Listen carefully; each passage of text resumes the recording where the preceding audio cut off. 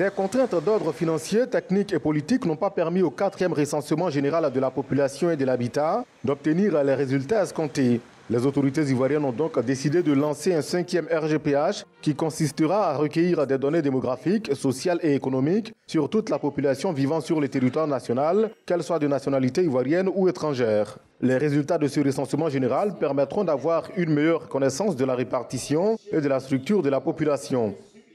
Vous ne pouvez pas dimensionner des infrastructures au profit des populations si vous ne les connaissez pas.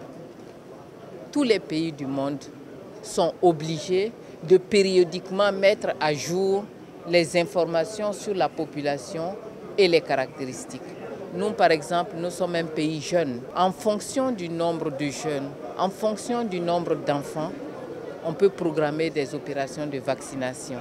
On peut dimensionner les infrastructures scolaires. En fonction de la structure de la population, on peut opter pour telle infrastructure plutôt que telle autre. L'opération bénéficie du soutien de plusieurs partenaires techniques, dont l'UNFPA. Pour sa représentante résidente, l'institution est toujours prête à accompagner le gouvernement ivoirien dans de telles initiatives.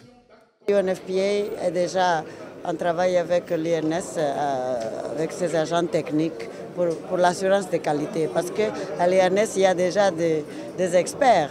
Ce qu'on fait, c'est d'assurer la qualité parce qu'il faut toujours travailler avec des autres.